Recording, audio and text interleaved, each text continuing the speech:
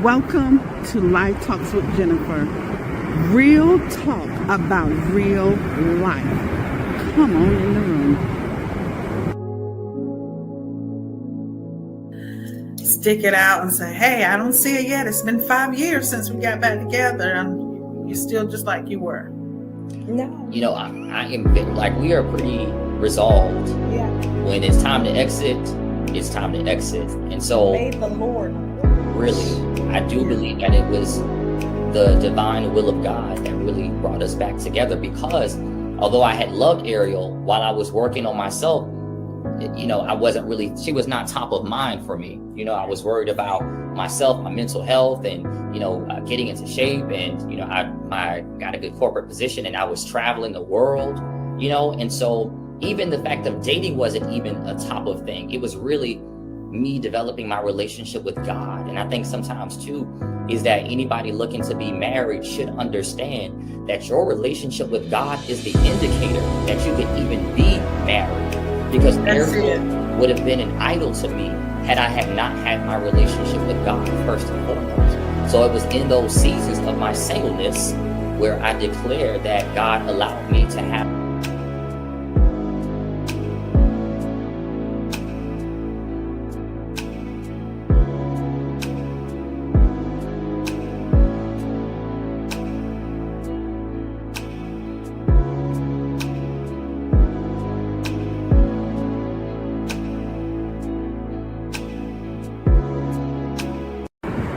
Welcome to Life Talks with Jennifer. Real talk about real life. Come on in the room.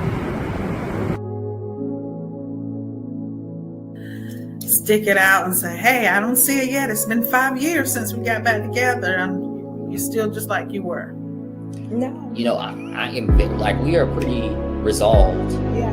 When it's time to exit, it's time to exit. And so, May the Lord.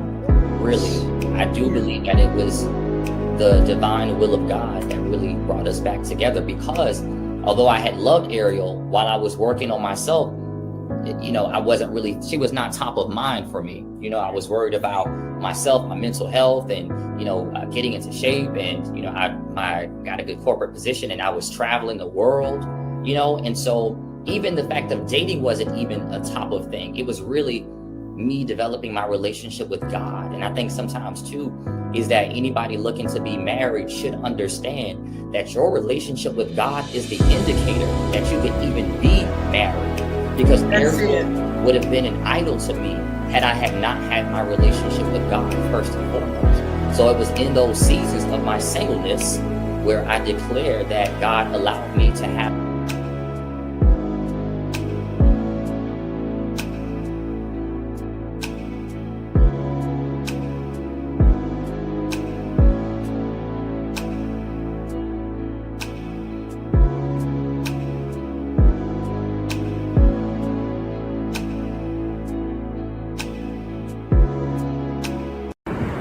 Welcome to Life Talks with Jennifer. Real talk about real life. Come on in the room. Stick it out and say, hey, I don't see it yet. It's been 5 years since we got back together and you're still just like you were. No. I am like, we are pretty resolved. Yeah. When it's time to exit, it's time to exit. And so, May the Lord.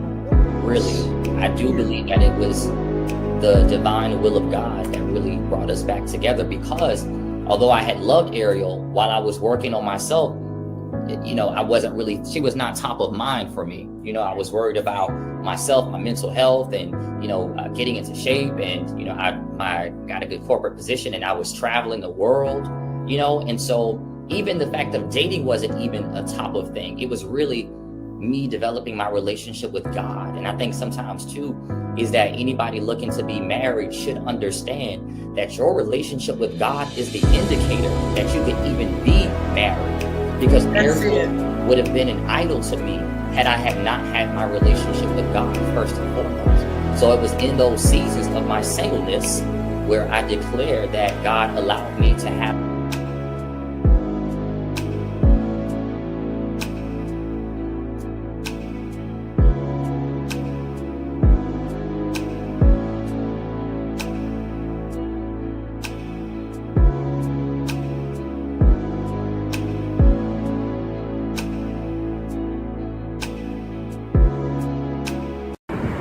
Welcome to Live Talks with Jennifer.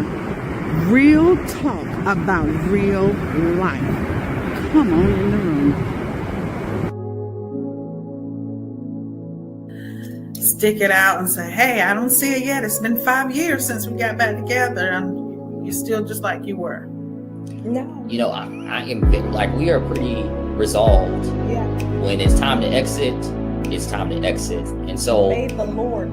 really, I do believe that it was the divine will of God that really brought us back together, because although I had loved Ariel while I was working on myself, you know, she was not top of mind for me. You know, I was worried about myself, my mental health, and, you know, getting into shape. And, you know, I got a good corporate position and I was traveling the world, you know, and so even the fact of dating wasn't even a top of thing. It was really me developing my relationship with God. And I think sometimes too, is that anybody looking to be married should understand that your relationship with God is the indicator that you could even be married. Because Ariel would have been an idol to me had I had not had my relationship with God first and foremost. So it was in those seasons of my singleness where I declared that God allowed me to have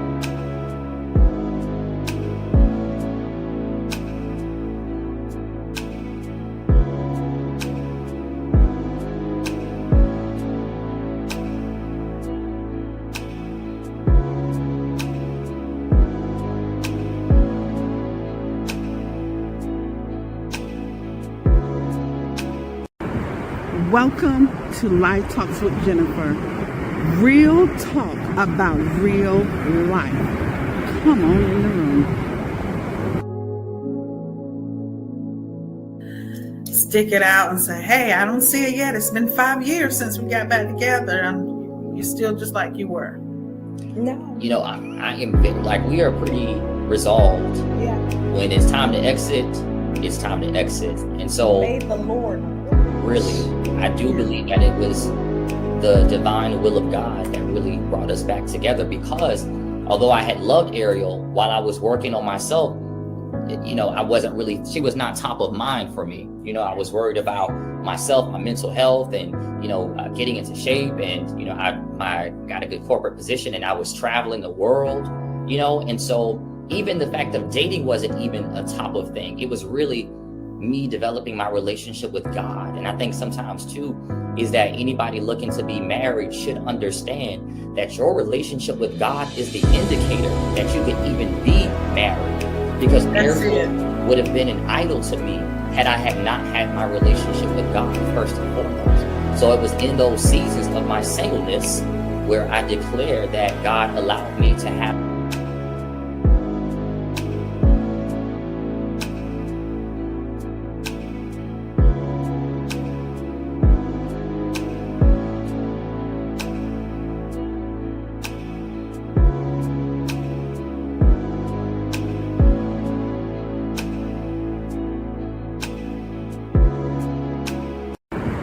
Welcome to Live Talks with Jennifer.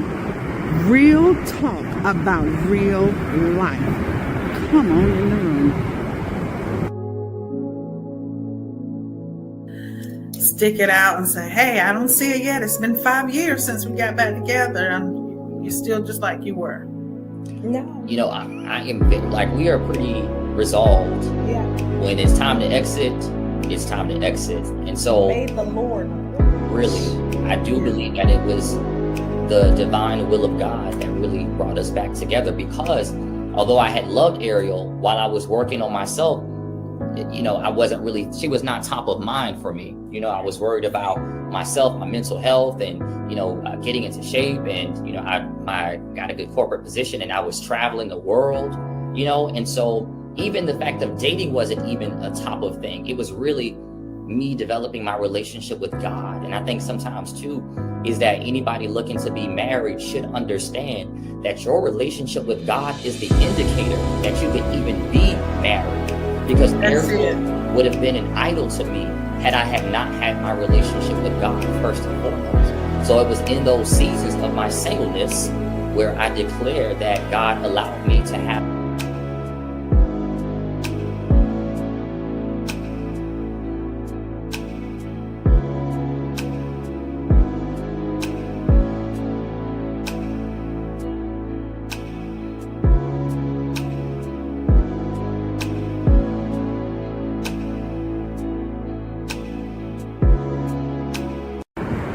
Welcome to Live Talks with Jennifer. Real talk about real life. Come on in the room. Stick it out and say, hey, I don't see it yet. It's been 5 years since we got back together, and you're still just like you were. No. You know, I am like, we are pretty resolved. Yeah. When it's time to exit, it's time to exit. And so May the Lord. really, I do believe that it was the divine will of God that really brought us back together, because although I had loved Ariel while I was working on myself, you know, I wasn't really, she was not top of mind for me. You know, I was worried about myself, my mental health, and, you know, getting into shape. And, you know, I got a good corporate position, and I was traveling the world, you know, and so even the fact of dating wasn't even a top of thing. It was really me developing my relationship with God. And I think sometimes too is that anybody looking to be married should understand that your relationship with God is the indicator that you could even be married. Because Ariel would have been an idol to me had I had not had my relationship with God first and foremost. So it was in those seasons of my singleness where I declared that God allowed me to have.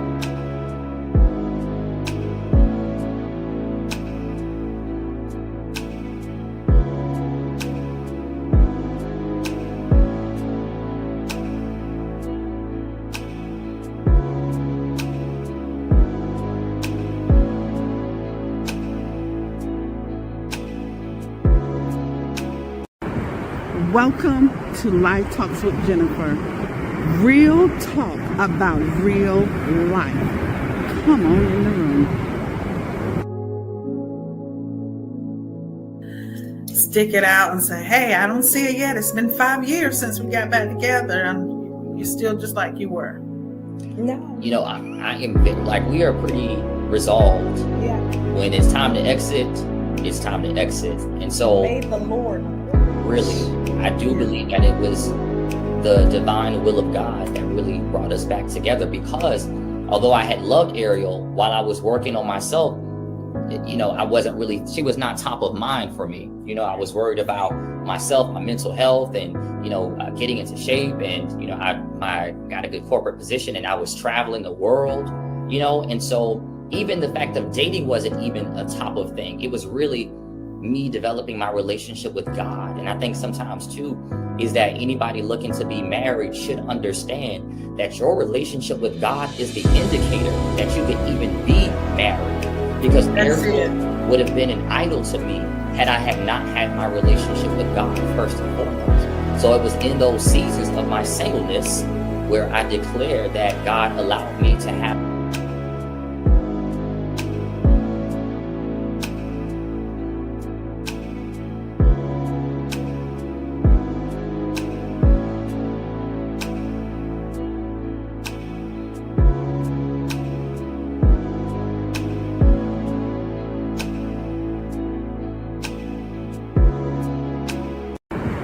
Welcome to Live Talks with Jennifer. Real talk about real life. Come on in the room. Stick it out and say, hey, I don't see it yet. It's been 5 years since we got back together, and you're still just like you were. No. You know, I am like, we are pretty resolved. Yeah. When it's time to exit, it's time to exit. And so May the Lord.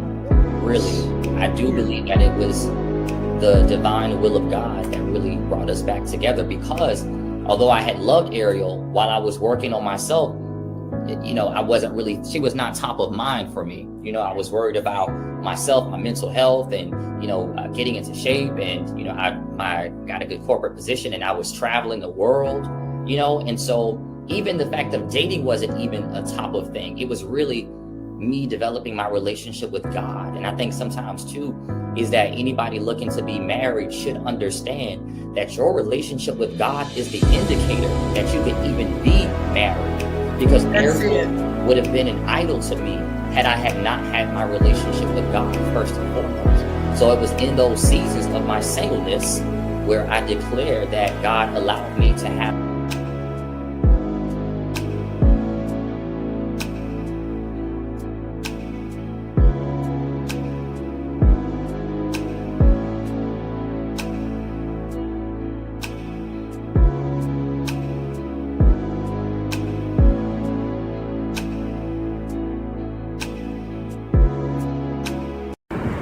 Welcome to Life Talks with Jennifer. Real talk about real life. Come on in the room. Stick it out and say, hey, I don't see it yet. It's been 5 years since we got back together, and you're still just like you were. No. You know, I am like, we are pretty resolved. Yeah.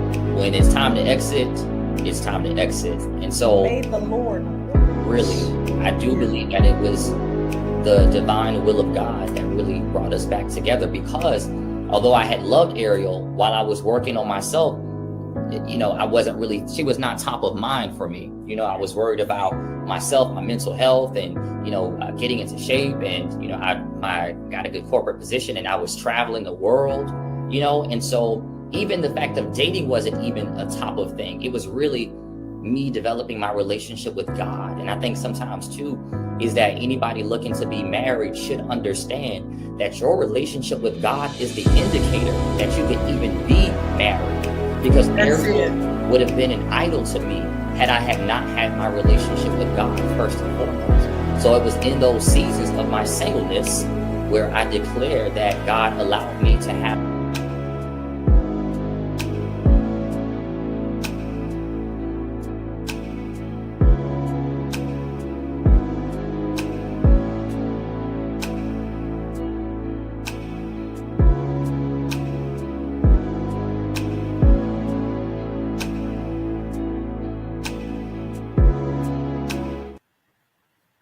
Well, hello, everyone. Hello.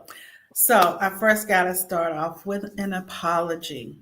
Listen, technology. That's all I can say.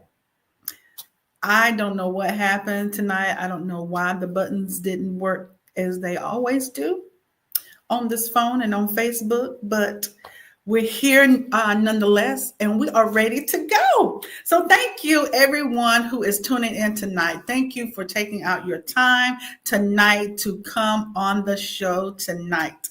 This is Life Talks with Jennifer, and tonight we are talking about what are you working with? Okay, so what are you working with? We're talking about the workforce. We're talking about jobs. We're talking about programs. We're talking about training. We're talking all things work tonight. Now, my guest tonight is none other than Sonia Gotze. I'm going to tell you a little bit about her in just a second, and then I'll let her tell you a little bit about who she is and what she does. But I want to always start out in a prayer. I know you're like, you're talking about work, but everything that I do, everything as far as who I am is because of God. If it had not been for him, I would not be here. This platform that I'm able to use would not be here unless there was God, because God created man, and man got the wisdom and knowledge to be able to create this platform so that we can have this show on tonight. So he gets all the glory still while we're talking about work. Okay, so I am going to start out with this scripture. You're like, a scripture about work? Yes, a scripture about work. So I'm going to go to Proverbs. As you know, I come from the Amplified Study Bible. So that's where I will be coming from tonight. And we're going to go to Proverbs 16:3, and I'll go from 3 to 8. And of course, this is the Amplified Study Bible that I will be reading from tonight. One of the things that I want to say is, no matter what your job is, do it unto the Lord. Period. Do it unto the Lord. You cannot do it for man, because you will not be able to satisfy. Everybody's not going to be satisfied all the time. No matter how you do, how great you are, how great your name is, whatever your history was with other jobs, you're not going to be able to satisfy everybody all the time. That's why you have to do your work as unto the Lord. So back to the word, Proverbs 16, starting with verse 3. And it says, commit your works to the Lord. Submit and trust them to Him, and your plans will succeed if you respond to His will and guidance. The Lord has made everything for its own purpose, even the wicked according to their role for the day of evil. Everyone who is proud and arrogant in heart is disgusting and exceedingly offensive to the Lord. Be assured He will not go unpunished. Be merciful and have loving kindness and truth. No wickedness and unclean thing from your heart. And by the fear of the Lord, one avoids evil. When a man ways please the Lord, He makes even his enemies be at peace with him. Better is a little with righteousness than great income gain with justice. You know, that's a whole message all by itself. That last part, when a man ways please God. As I was saying before, you know, whether you're looking for work, whether you're already in a work space, whether you like it, love it, hate it, despise it, all those things. I have had all of those feelings about jobs before. There are jobs that I love. There are jobs that's like, oh, I'll go in here because I need a paycheck. It was nothing for me. It was just a paycheck. There are jobs that I hated, that I wish the building would burn down, but not people in it. But I wish that the building would burn down so I wouldn't have to go to that place. But it's because I wasn't applying what the word says too. And it said, commit your works as unto the Lord. I was allowing my flesh to get upset and to get annoyed with how I was being treated. So we can't let that happen either. We got to always take everything that we do back to the word of God. Give him back his word. Okay. So going back to my guest on tonight is Sonia Godsey. Yay. Thank you, Sonia, for being here tonight. I am just going to, tell you my little version of how I know Sonia. So Sonia is, when I tell you, I am 53 years old and I have had jobs and I've had a career path. There is a difference. We'll talk about that later. But in my career path, Sonia was my supervisor. And I am telling you, I'm not saying this because she's on the show. She is one of the best supervisors I have had in all of my 53 years. Not only did Sonia,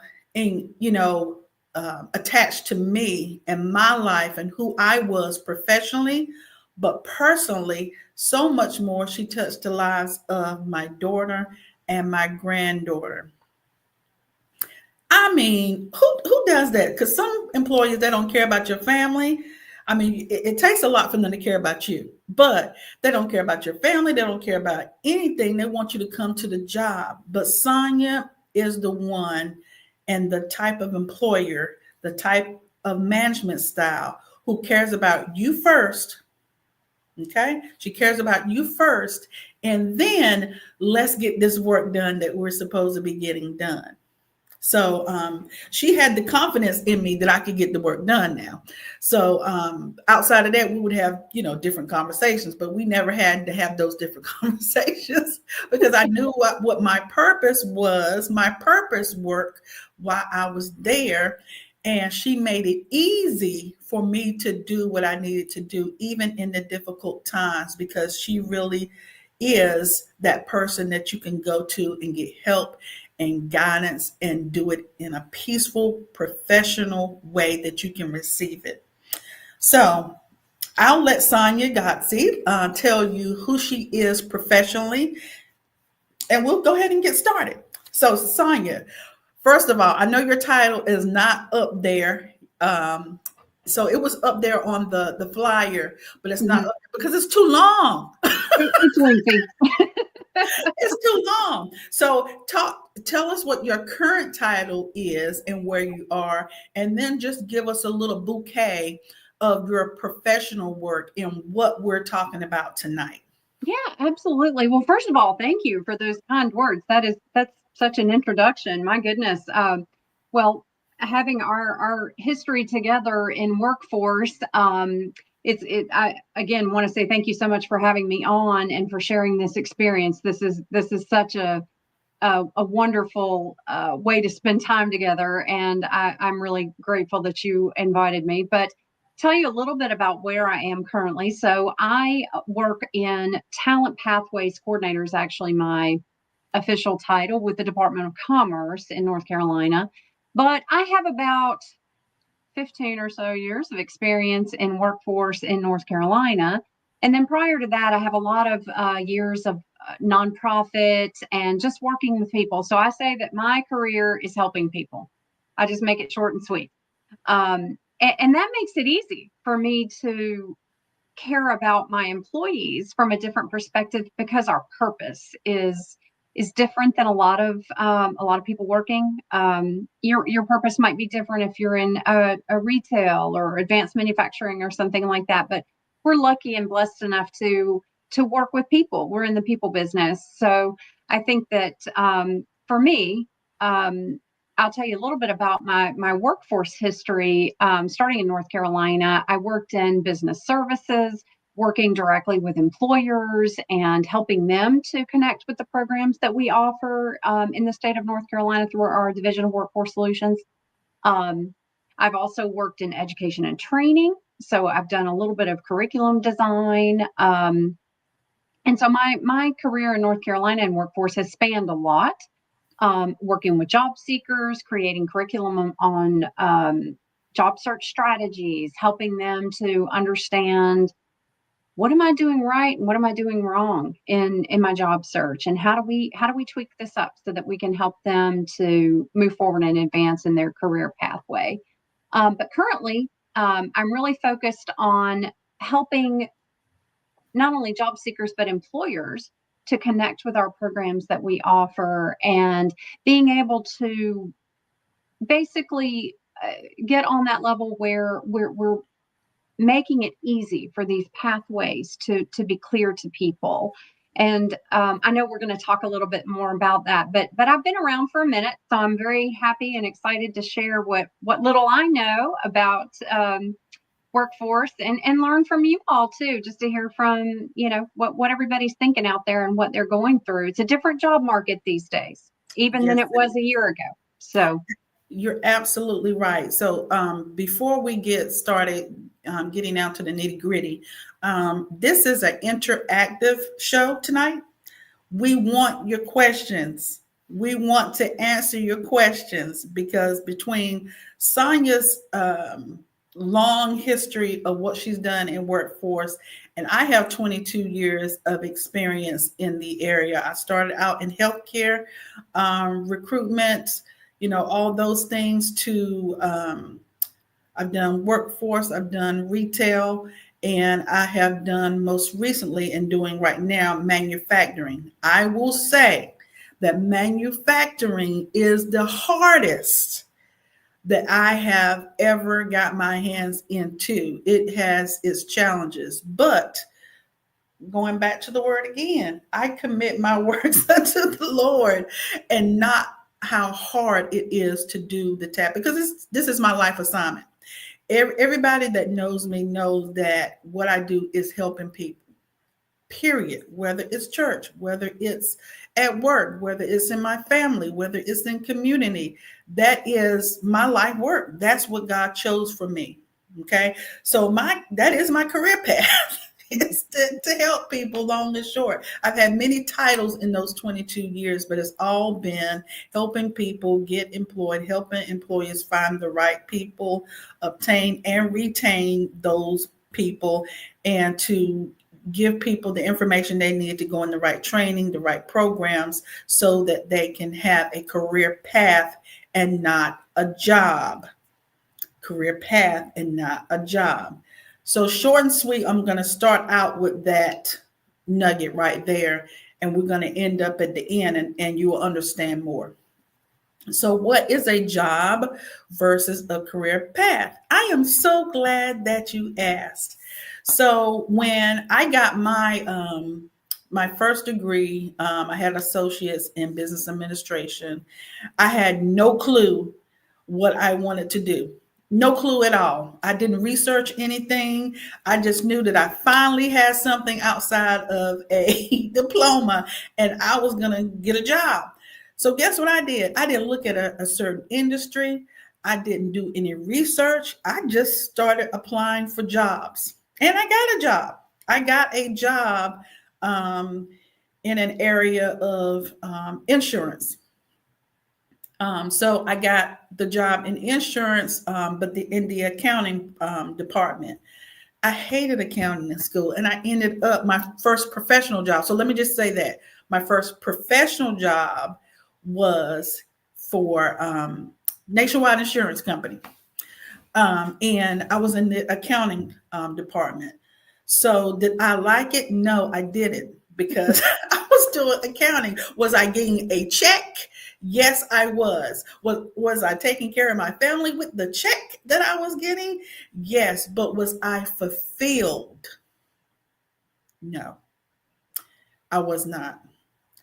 So what I am doing now, fast forward to my 22 years, have been a career path. Why was that different than my first couple of jobs? I'm glad you asked. It is because I did the work. I did the research.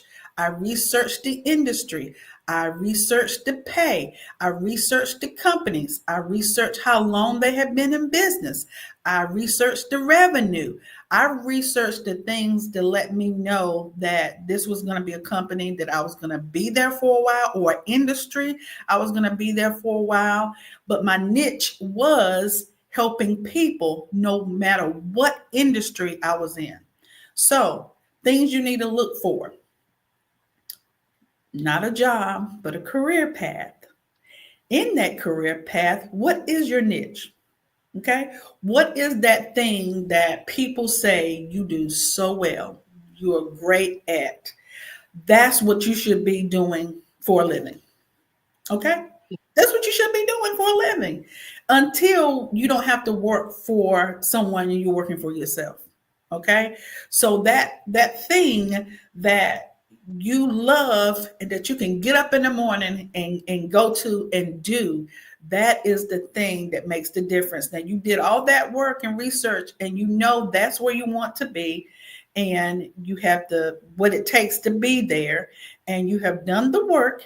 And that makes the difference between just randomly putting your resume out in the atmosphere, not tweaking it, just putting it out in the atmosphere and thinking someone's going to hire you. Somebody might hire you, but once you get there, it might not be the place where you want to be. Exactly. Yeah. So, Sonia, do you want to expound on that a little bit? Sure. Yeah. Just to speak on that a little bit, as far as you mentioned, find that thing that you're good at. And I hear that quite a bit. People say, well, I don't know what that is. If you'll just look inward and even look outward and think about the things that people say to you pretty regularly. Oh, you are so good with people. You're so good with animals. You're so good with whatever it is. Be open and honest with yourself, and it's how you feel. It's when you get up in the morning and you go to do that thing, does it make you feel good inside? Do you feel that fulfillment? I think is important, because I think that, they had that saying that if you do something that you love, you'll never work a day in your life, kind of a thing. And you doing the things that make you feel good and feel fulfilled, you'll identify what those skills are. I think that's important to identify. And so so let me just say this. So what if, I know someone just said that they have 2 jobs and they don't like either one of them. Okay. She said, I'm not happy at either one of them. Then what do you do that makes you happy? Mm-hmm. Okay. So think about what Sonia just said and what I said. Now, let's just say you still have no clue. You know what the best thing to do is to start your research. Okay. Start researching things the labor market in the area. Just look at the titles of some of those jobs. What does a person who is a veterinarian do? Will that make you happy? What does a cost accountant do? Would doing that make you happy? What does a chef do? If you're a great chef, you cook well. Would you profit financially and peace within to go into those areas? I'm going to hit it on the back end, but one of the things that is important also is when you're getting training and when you're getting degrees, make sure it's in a field that later on will be jobs, because oftentimes we look at what the labor market is now and we look at, okay, if I get a degree in this, or we'll go with like teenagers, they're in their senior and they're like, oh, I want to be a solar panel analyst. And in this area, there's no solar panel analyst.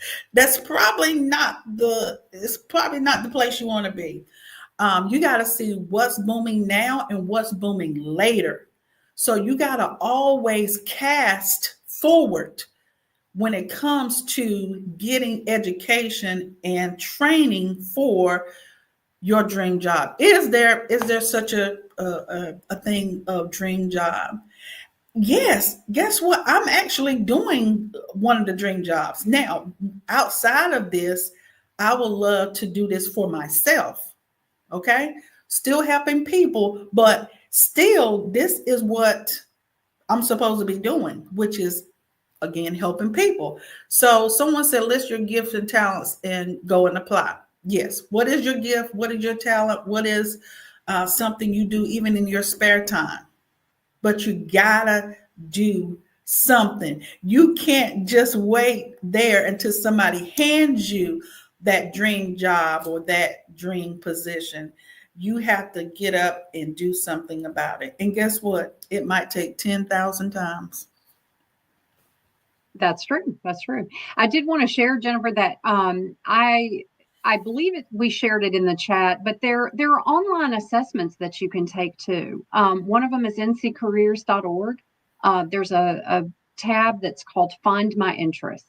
And what it's going to do is take you through a series of questions, and it's going to ask you about your personality and what do you like and what do you not like. And I've had people say, oh, I want to work in healthcare. Well, I really don't like people. I really don't like blood. I'm not real big on, the social interaction. Well, that might not be the best profession for you. So right. Doing those online assessments can help too, because it might help you to open up to some careers that you never thought of before. According to my interest assessment, I'm supposed to be a park ranger. So, which honestly, I would probably love, but it wasn't real practical for my area. But not for this area. Maybe somewhere where we have more, more parks like that, where you can make some good money instead of the recreational parks. Exactly. So you got to know thyself, and by knowing thyself, you got to learn what you like and what you don't like, and go from there. And it takes maybe several of the tools that we have named tonight. So while we're talking about tools, I'll go with some questions first of, as you are thinking and gathering. And Sonia, I'll start with you with some of these questions, talking about programs and services for job seekers. Okay. Mm-hmm. Is there a job that you can eat and sleep? Yes, it's called an entrepreneur. That means you eat and you sleep whenever you want to, because you own your own dime. You make your own money the way you want to make money when you want to make money. So that is my dream job too. I'm going to be helping people when I want to, but I'm going to be eating and sleeping. But we're going to talk about now some programs and services for job seekers. Okay. So the place that I met Sonia was NC Works. You're like, what is NC Works? I never heard of it. It's the same thing as the unemployment office. We just have put a little bow on it and made the word stand out. We don't want it to be unemployment because there's so many more facets to NC Works. It's not just for the unemployed, it's for the re-employed, it's for the people who want to redirect. And it just has so many other things that the branding and marketing just had to change. Because people say, hey, when you lose your job, go to NC Works. No, that's not the only time that you go to NC Works. We're going to talk about some of the things that NC Works has. But how does NC Works Career Center's programs help individuals find employment, and what specific resources do they provide? So NC Works, we have about, I think, between 85 and 90 career centers across the state. So pretty much any area that you are located in North Carolina, you can find a career center within a reasonable time frame to get to it. And in those career centers, I mean, as you mentioned, Jennifer, it's not about unemployment. It's about all of the resources that you need to be reemployed or to change jobs. We have so many career changers at this point in our job market, because people are kind of deciding, hey, this is not really what I want to do anymore. And so they're looking for something different. We have folks that have barriers to employment, that maybe they have a criminal record that they are looking to get back into the workforce. They're reentering. We call those reentry or reentering citizens. It might be a veteran that's transitioning from military life to civilian workforce.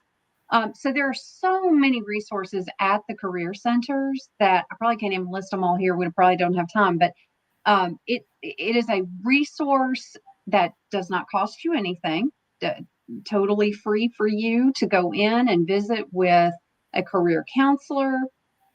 And actually having a counselor, just that alone is very helpful, to have a partner in your job search. But it really, as far as the resources, resume building, looking at your strengths and your skill set and putting that together in a resume. Resumes look so different than they did even 5 years ago. People are doing a resume digitally by making videos and things like that. So there's so much that they can do to help you in that job search. There's training opportunities. Let's say that you've been in your career for some time and you need to upskill. You need some certifications in order, you've kind of reached that ceiling and you need to advance. The NC Works Career Center can help with that. They're funding scholarship opportunities for individuals who qualify for that, to get those certifications that you might need. There's work-based learning opportunities. That's something that's I'm heavy into with my new occupation, is that we're working on work-based learning, which is on-the-job training, meaning that you're earning while you're learning, which is so important to most people. Most people, it's difficult to take time out of your work life to go to school. A lot of us don't have the luxury of just not working and going to school full time. So earning while you're learning is something that the career centers can offer. There are opportunities there. And then also connecting with employers, just having that pipeline to those employers that are hiring and they're actively looking for their talent as well. And so, again, I could go on, but the career centers are a great resource. If you're not sure, if you live in an area where you're not sure where your local career center is, we're going to talk about ncworks.gov, but it gives you a list. It'll allow you to search within a certain number of miles from like a radius of where you live. So there's opportunities there to actually physically visit the career center. And I know we're going to talk about NC Works Online, so I'll save that. But hopefully, again, so many resources, too many to list. But I definitely recommend, if you can get into your local career center, go check it out. They have computer libraries that you can use that are, again, at no charge to you. You go in, you have printing services that are at no charge to you. Fax, which I don't know if anybody faxes anymore, but you'd be surprised. People come in and need that. again, but it's a computer resource area that they're not going to kick you out after an hour. I know some local libraries that you're time limited. Most of our career centers don't have that limitation. So lots of opportunity there. So someone asked, what advice would you have for someone looking to relocate from another state From to another North state. Carolina? Yes. So I guess if I can go ahead and talk about ncworks.gov, Yeah. which is our online portal, and there are tons of resources there as well. If you go to, and I believe that's posted in the chat, it's ncworks.gov, and basically it's a job board. But what makes ncworks.gov different is that these employers have been screened. I'm sure you all are familiar with the scams that happen. And I don't know if you're like me, but you go through some of these job boards, you can't tell the difference between an ad and an employer Yes. that's looking for actual talent. So NCWorks actually has vetted those employers, and they make sure that that's a legitimate job and it meets certain requirements. And so you're not going to have to filter through all that, all the ads and the bogus jobs that sometimes are out there. And again, some of the job boards, it's difficult to navigate. NCWorks is pretty easy. You can go in and you can search by tons of different filters, by area. I mean, you can search by the type of job that you're interested in. You can go in and build a resume, and it will actually match you with jobs that are in a certain area that match up with your resume. Tons of opportunities to go in and look for training opportunities. If you're interested in upskilling, like we talked about, those education and training providers are listed on NCWorks. So lots there. So if I was relocating, I think you can also look at labor market data, which is very important too, because let's say, for example, you're looking to move from a large metropolitan area, you might want to do a comparison to a Charlotte or a Raleigh, so that you're getting comparable, information and labor market data. You want to make an informed choice about making a move. But yeah, NCWorks online is definitely, I think, would be helpful in relocating for sure. I would use, as you were talking about that, I was thinking of a person, I can't remember where I met this person, but they were living in Maryland, and they worked for a cable company. They never had a degree, but they were making six figures, and they wanted to move to North Carolina. And so they did some of the things, and they looked at the information on ncworks.gov. And for even the years that person had in, their salary was cut in half in North Carolina because they have just, worked in that area, never had a degree. And so that stopped that person from moving from the Maryland area. As you know, that's a big area. And so big area, a job, that is in high demand there. So, the pay was good. Definitely. And we have a resource on NCWorks. It's called Reality Check. And that is a great resource if you're in that situation and you're I've had that happen too. People work in Michigan at the car manufacturers, and they were part of a union and they were making really great wages, but they want to relocate for whatever reason. And, they come to North Carolina and the wages are not the same, but the cost of living is not the same either. So Reality Check will, kind of give you a cost comparison. Okay, I want to live in, I want to rent versus owning a home. And it gives you all of these filters, and it gives you a little bit better idea of what does this look like, because cost of living has to be factored in too. You're living in a different space where you've got possibly a smaller cost of living than you would have in, a metropolitan area. So it's really, you want to make those informed choices. I mean, it's not always North Carolina may not be the state. I think North Carolina is great, but some people are, it may not meet their financial needs. So you kind of have to weigh those options. Look at school systems and things like that. Reality Check will actually give you a lot of that data that that's helpful in making those decisions. I love that, Sonia. I didn't even know about that. So that must Yeah, be I think that's new. kind of a newer thing. So Yeah, I love that. Because that lets you know realistically. And I tell people when they're looking for employment or trying to change, be realistic of what's there and be realistic of what it takes to get there if you don't have it. absolutely. One of the That other works great things, for kids too, because if exactly. your teenage kids want to, live in a 5-bedroom house, and they're interested in driving a fancy car, reality check is a great way to say, okay, well, you need to make $150,000 a year. Yes. So that's good for, like you said, for teenagers too. So you can realistically say, well, baby, you may not want to do that Right. after all. So another thing that that you talked about when we're talking about the services at NC Works, and we're also talking about, transitioning. If you were in the military and now you're a civilian, Mm-hmm.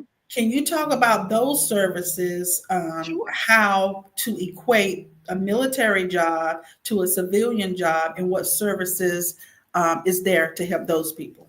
Absolutely. So, veterans receive what we call priority of service in the state of North Carolina because we value our veterans and they are such an essential part of our workforce. So, we actually have dedicated staff. We have dedicated veteran staff who work with veterans who are transitioning military, or maybe it's a military spouse or dependent. We also serve spouses and dependents as well. But basically, if you've served in the military, you understand that your work in the military, the language and the verbiage is not always the same, and it doesn't translate well to civilian workforce. And so we have a program called Crosswalk, and what it does is essentially takes your assigned job in the military, and forgive me, I can't remember it's a number code, and I can't remember what that is called, but it's an assigned, like, for example, if you were a parachute rigger in the military, it takes those skills that you would have doing that job, and then it gives you options for civilian jobs that would use those same skills. And you wouldn't think, okay, well, a parachute rigger, that's a pretty specific thing. But did you use leadership skills? Did you use, strategic or critical thinking skills? Yes, I'm sure you did. So it gives you some options in the civilian life that you can crosswalk, essentially, those careers. And again, having a dedicated staff who they're all veterans, and so they're able to relate. And you can come in and you can talk with a counselor who is a veteran or former veteran, or or former military that gets, they speak the language.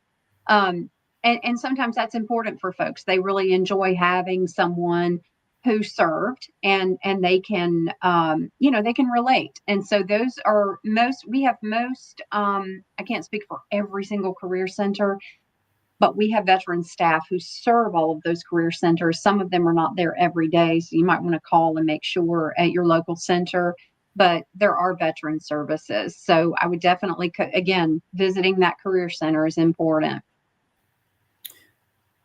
And that's the part, visiting, actually going there. Let me tell you guys something. Before I started working, when I was working at NC Works, I had no clue all that it has. You actually have to go there. You have to ask the questions. And let's just say you've never gone before and you did not listen, you didn't listen to this podcast, or you heard a little bit. You walk up to NC Works, you walk up to the counter and you say, hey, my name is blah, blah, blah. I need a resume, and I am looking to transition from accounting to HR. What other resources do you have that can help me? Just that you don't have to, there's not a whole lot of information that you need to tell them. Just saying that alone, there's a plethora of services. Just tell them what you need, and they will be able to be specific on the type of services that you need. You might need to work with 2 to 3 people there at NC Works. but whatever it takes is there. And it's free. Can somebody say free? It's free. That's why it's there. It is free so that we can get these services. One of the things that I want you to talk about, Sonia, is training. Let's talk about training for a little bit. Because I'm not in that sector right now, I'm not sure the functionality of the WIOA program and that funding. So is that still working and alive? And how does that work now? It is. And so WIOA is Workforce Innovation and Opportunity Act. And essentially, it's been around for a long time. It's kind of changed names over the dozens of years that it's been around. But basically, what that is just a funding source. And it is to help train and retrain our workforce so that it meets the needs of our local employers. So, given that example, you mentioned, okay, I'm an accounting person, I'm coming in, but I really want to go into HR. Well, you probably need some HR certifications. You might want to get, and Jennifer, you'll have to help me out with the certificates, and I'm probably going to get that wrong, but like an HR generalist requires certain things, or if you're going to break into HR, you might require certain training that maybe you didn't have as an accountant. That's something that we offer scholarships at our career centers. And so when you go in and you say, hey, I'm making a career change, here's what I'm trying to do, WIOA funding actually helps support to cover the cost of that training that would normally, it might cost you, $2,000 or $3,000 even. But WIOA can help offset some of that. If you go in and apply for a scholarship, you got to, kind of, again, it's an application process, and there are some eligibility things. But basically, it's, upskilling and training. And people ask, well, what type of certificate can I get?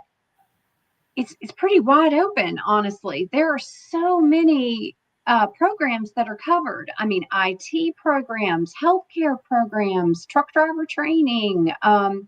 There's construction, advanced manufacturing, biopharma, all kinds of different certifications that are industry recognized credentials that you can get through applying for a scholarship through the Career Center. And they can walk you through that whole process, help you with all of that, help you on that career pathway. Because again, like you said, we're not looking for a job, we're looking for that career, and we want to move forward through those steps. So I use the example of healthcare and a CNA. Let's say that you want to be a nurse assistant, or ultimately you want to be a registered nurse. Well, most of the nursing programs require that you have a CNA license. Well, guess what? A lot of times your Pell Grants don't cover CNA. And so you're going to pay for that out of pocket.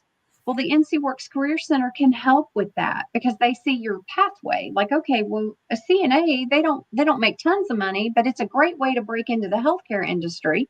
So we're going to help you get this certification. Maybe you want to go down the line and get a CNA 2 or a med tech certification, and you want to stay along that pathway. Or maybe you want to use that CNA to get into a nursing program. But all of that can be, again, part of your career pathway that you work with. Your NC Works counselor can work with you on, and you can apply for scholarships to receive financial assistance to work with those programs and to get that training and certification that you need. So one of the things that people ask all the time, and I know this is a complex question, kind of, sort of, but is there a income requirement for getting, I'll just use WIOA programs, training dollars? Is there an income criteria, number one, for those not working and for those that are working, and or those that are married? So I've talked to a plethora of people who are not working and their spouse makes a lot of money, but they're not making the money and they want to go back to school. Someone who has no job and need training, and someone who is working and need additional training. So it's a complex answer. I hate to say, well, it kind of depends.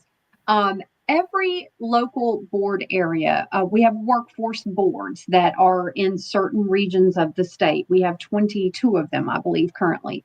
So they all administer their funding a little bit differently. They all have different priorities based on, their industry sectors and just funding in general.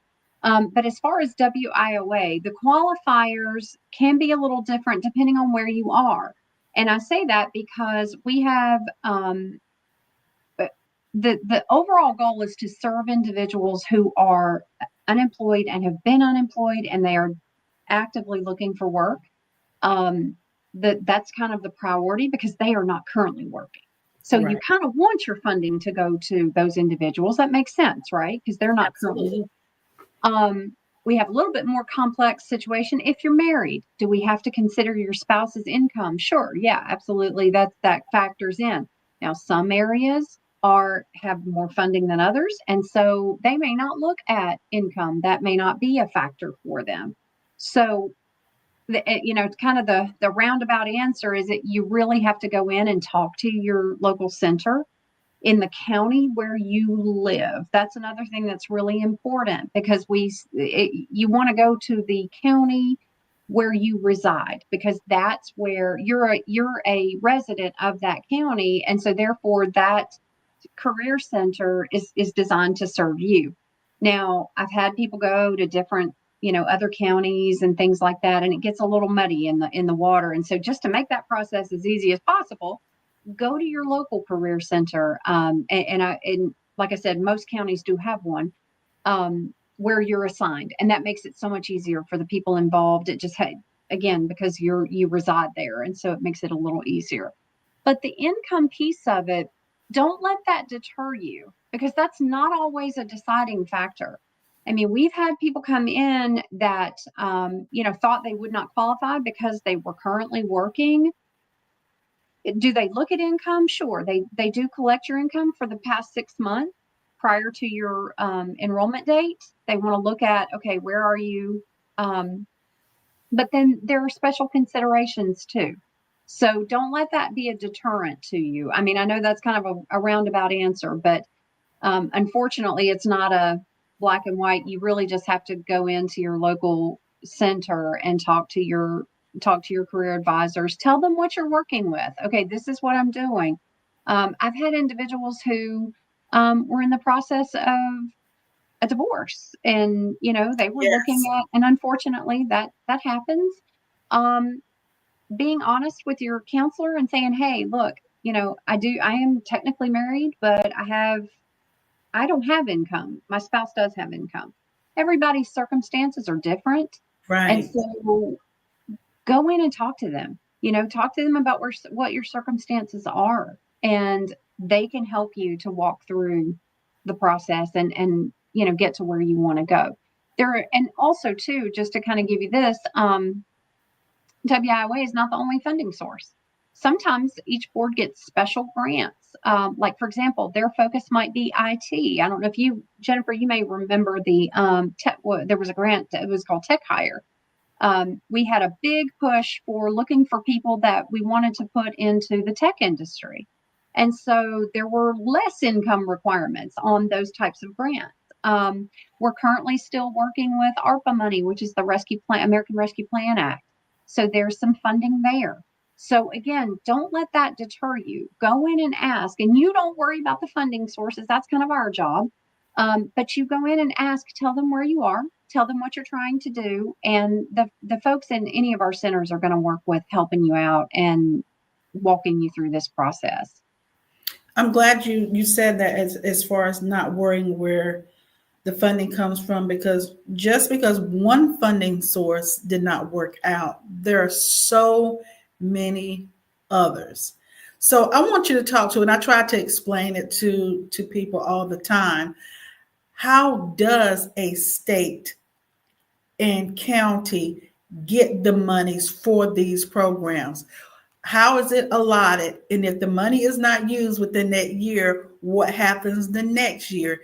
Mm-hmm. Who makes those decisions? And, where does the funding comes from? Yep. So it's, again, a complex answer for that question, but basically, these are federal dollars that come down from the WIOA funding that the state will get, and then each workforce board, it's based on a variety of factors, population, density as far as business penetration, things like that.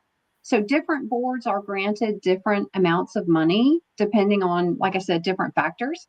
Um, it's more than just a year at a time. So it's not like it's just a year, you get this money and then, we do away with it. Local workforce boards govern how they use that funding. And so that's kind of their purpose. They're there as the fiduciary side of things in most cases, and they're managing that funding so that it goes to the right places and to the right people. And so they're kind of the governing body over that. And then it kind of trickles down to the various counties and centers.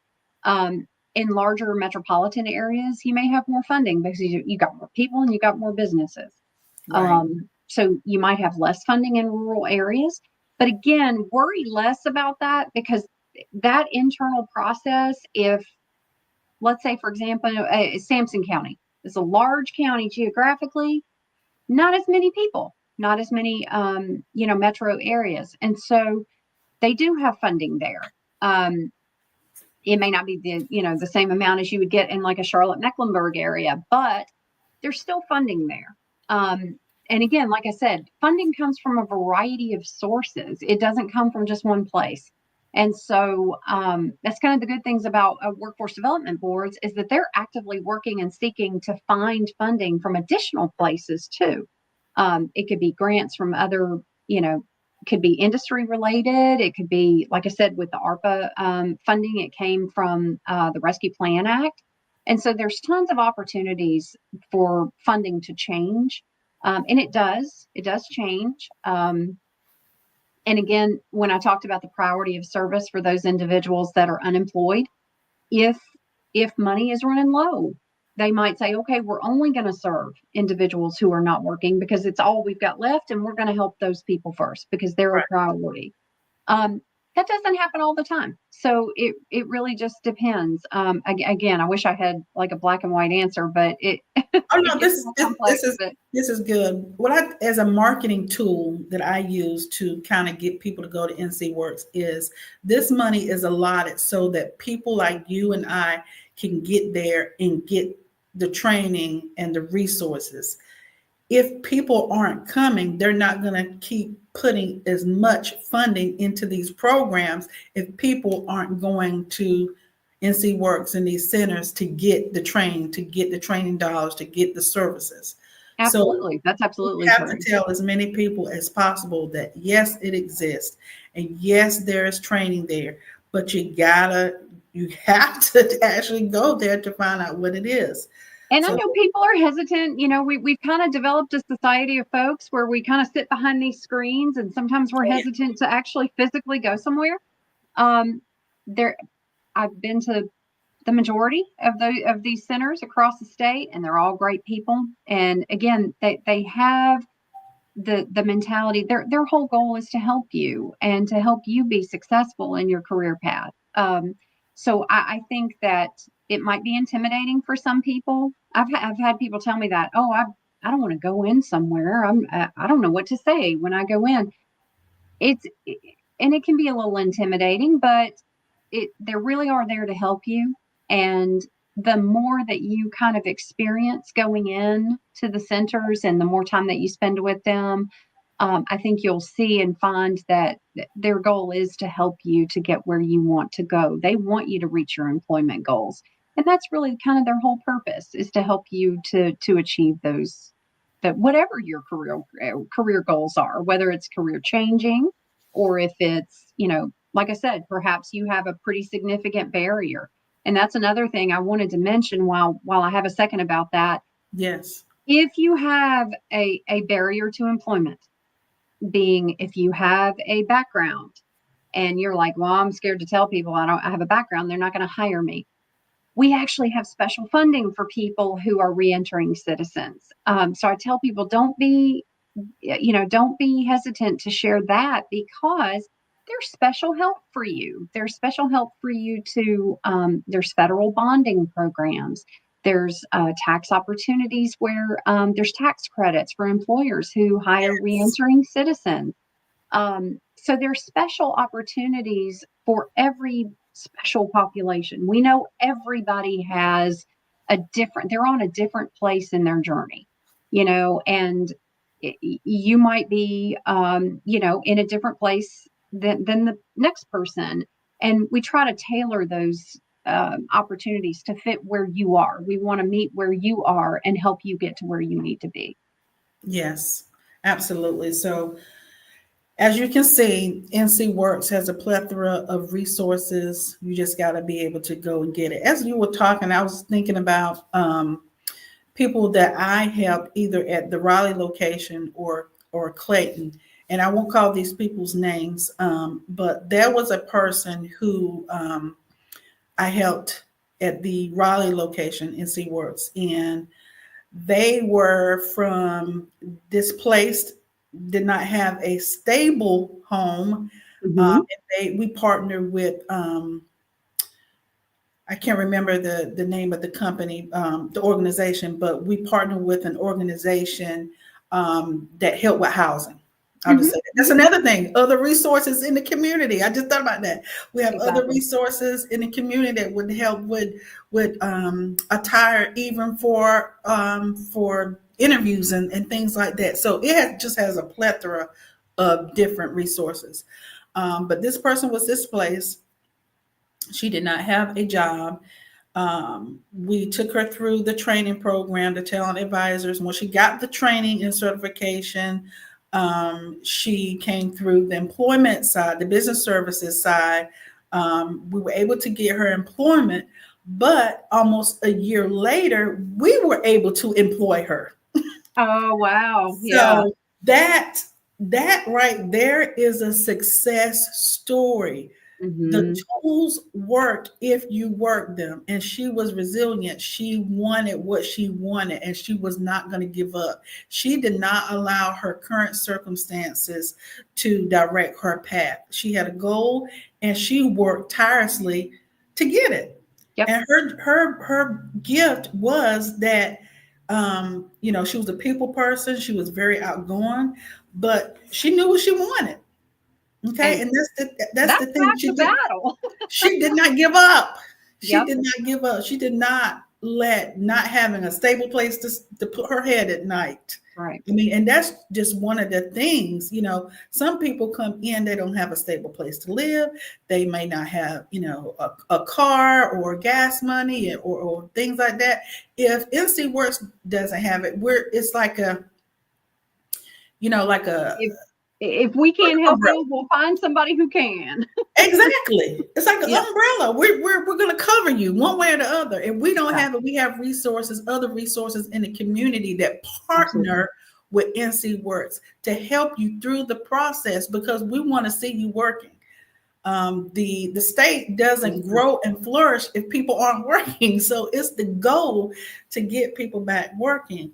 Also, I worked with someone who had a background, and he did get the services with the federal bonding and all the things. And long story short, he opened a company that helped people with, backgrounds, felonies and things of that nature.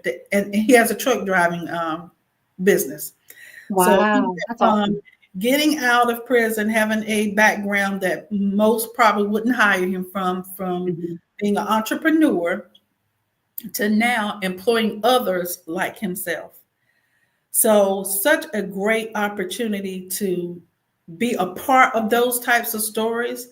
Sonia, can you think of one or two right off the top of your head, a success story of how those services help people get from maybe not A to B, but from A to Z?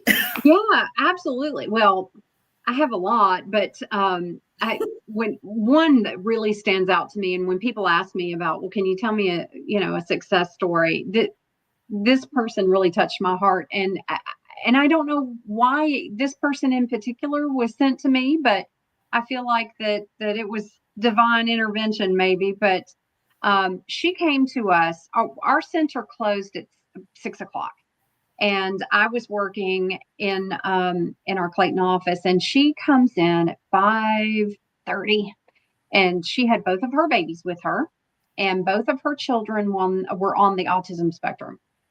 And so they were, you could tell they'd had a day, they were tired, they were hungry. It was 5:30, and here mom comes in and she's trying to sit down, and we're trying to do assessments with her and things like that. And she had relocated from another state because she was fleeing a domestic violence situation. Okay. And she was staying with friends here in North Carolina, but didn't have stable housing. She didn't know anybody here. It was just, she was desperate at this point. And you could just tell by the look on her face, her expression, that she was just in this really, really desperate place. And so we had a couple of people that were in the office at that time, and one of us kind of entertained the kids while mom, we worked with mom. And it just so happened we were having a hiring event the next day. We had an employer that was coming into the center the next day. And so we got a resume put together, and we said, hey, look, we know that this employer is this is not your dream job. We're sure it's not your dream job, but it's a job, and it gets you one step closer to where you need to be. So we get her resume finished. We stayed late, and we got her all fixed up with her resume. She came back in the next day. She interviewed with the employer. She got hired. Wow. It was about a year later, she was managing a team of people at that employer. And I want to cry thinking about it, because it was a really impactful situation, because I just think if she had driven by and not seen that, or thought maybe we were closing, or there was something that, she just came in. And she really, because she said she wasn't going to stay. She said, I had my kids with me. I knew you guys weren't going to see me. I had no idea that you would sit with me and work up a resume. And then the next day I could come back in and actually interview with an employer. And now I have a job. And, and she went on to, again, to a management level position. And again, was that her ideal situation? Probably not. But you know what? She got stable footing, and she was able to, and actually that year later, she actually was interested in buying a home. She was talking about purchasing her first home in her entire life. And, both of her kids were in good school programs. And it was just, just to see that progression. Yes. Is amazing, because and that, again, that's why I said we're blessed to do the work that we do, and it makes it our purpose a little easy to parse out. But it's those types of stories that to me are so meaningful, and they're not those success stories that are going to end up on the front page. I mean, it may not be something that people celebrate. Even the small wins, though, like Yes. people just coming in and opening up to you and talking to you about their barriers.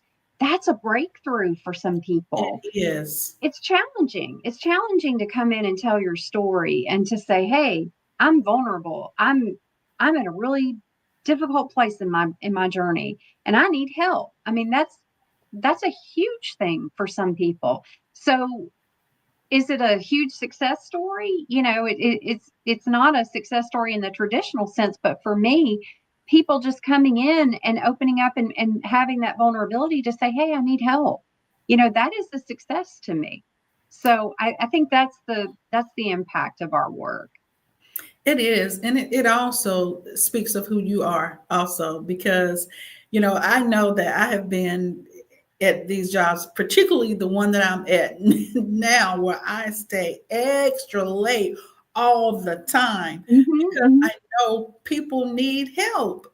Exactly. People need help. And it's like, if you don't help them, to me, it's just something that won't let me rest, knowing Exactly. that I have the resources and the tools. And then Sonia, you manage people that see who you are and they glean from that, and they step in to help, like you said, with the kids while you were doing the other part. And now it's teamwork, and it's people that want to help. First of all, people that want to help and in the right field to help people and not push them away. Because truth be told, most places wouldn't have did the extra mile, because you're who you are, Sonia, and you manage people to glean from who you are. That is the reason why those steps were followed, to make sure that this person got what she needed. So every step of that process was monumental to getting where she's at now today. And so that's why what we do matter. It does matter. You That's matter. right. Thank you. And you giving people, training people to have that same mindset, that matters too. So as we talked about NC Works and talked about what you can do when you get there. So I just want to now take a little bit of time to talk about the job search experience. Someone said, I just want God to bless me with a grant or an angel investor or something. So that is not my area of expertise. I don't know, Sonia, if you know about any grants or angel investors. Well, what I can do is I'm going to put a resource in the chat, or I'll, to share it with you all. There are grant writing classes that are completely free. Okay. Grant writing is a skill, and it's something that it's if you've never done it before, it can be a little daunting. So there is an organization that offers grant writing courses that it's completely free, doesn't cost you anything to take the course. So I would recommend starting there, because Put that in there for me too. I definitely will, and it's like I said, it's definitely can be a daunting process, but it certainly can be done. So if grant writing is something that you're interested in, and actually this particular website, they offer HR courses, they offer technical courses in a lot of different fields and a lot of different sectors. So I'm going to put that in the chat. I need to look it up for you, but I'll put that in the chat before we conclude today. Okay. So while I'm going to the next topic, I'll give you time to. Yeah, absolutely. So we're going to talk about the job search experience, and I'm going to be, I'm not going to be too rushed in this, but there's the ending point that I want to get to. So the job search experience, everybody knows that most jobs, you got to have a resume. You got to have a resume. And so the most important thing is to tailor your resume. Listen, you just can't do copy and paste, and send your resume out and say, hey, I applied for 50 jobs today. You know what? If you're copy and pasting, not reading the job description, not reading what they're asking for, the employer would know that that's all you have been doing all day is copy and pasting. They'll know. Because you didn't put the effort into it. You gotta copy. You can't copy and paste. You gotta put the effort in there to tailor your resume to the actual job description, what they're looking for, the skills and ability. Now, let me say, don't make up stuff you can't do. Yeah. I'm gonna say that one more time. Don't make up things that you can't do, because guess what? You may get the interview, and while you're at the interview, they may say they want to test you on this accounting, blah, blah, blah. When I say I'm basic accounting, I mean basic accounting. When they say, what are your Excel skills? Even though I've been in the workforce and have done professional jobs for quite some time, I don't have excellent level in Excel skills. I know what I know, but at the same time, there are other levels of things that I am an expert in. So be honest. Please be honest when you're putting your skills and your abilities and all the things on your resume. Absolutely. Now, also, what you don't want to do, I know it's easy. I know that we have made Google just the best thing since, your mom and sliced bread and all of that. Don't Yeah. copy and paste your resume from some website. Just Oh, don't can do I it. tack on to that too? Yes. We all love AI. It's great. It makes us sound really smart. Yes. Please make sure that if you're using an AI service to create your resume, folks can tell when your resume is computer generated. It sounds It's robotic. helpful. It's very helpful. But the purpose of a resume is also to share with that employer part of your personality and who you are. And if you're saying a bunch of fancy word salad that doesn't really represent who you are, that's not very helpful for you or for the employer. So make sure that you can start with that. You start with an AI resume. That's great. Just please make sure you read it and make sure that it actually expresses your skills and it's articulating what you do well. And that part of your, that your personality is coming out too. If it, like I said, if it doesn't represent who you are, then when you go to that interview, you're kind of doing that employer a disservice and yourself a disservice because it's a bit of a misrepresentation. So I love them. They're a great starting point. But don't rely on it completely to complete your resume basically. I love that you said to even after you use it, just tweak it though, because Check it. you don't want those little things that come up there that says put this code in here if you're not a robot. They're going to think you're a robot because there's a certain thing called applicant tracking system. And trust me, you want the applicant tracking system to pick up the words that you need to be found, your resume need to be found, but they also know that that's an AI resume also. Absolutely. So make sure you personalize it. Someone says, how do you transition into a career after being on the same job for years? So one of the things I will say, because I have used this, I've been in the HR umbrella for quite some time, is I'm going to make like 2 different lists. Okay. All my skills and abilities are what I've been doing for all these years and I'm just not doing anymore. Then look at what you want to do. Okay. It might be 1 or 2 things. Now you take the list of your skills and abilities you did, for 20 years. Now you look at these 2. What are your transferable skills that you can transfer over to this new career that you want?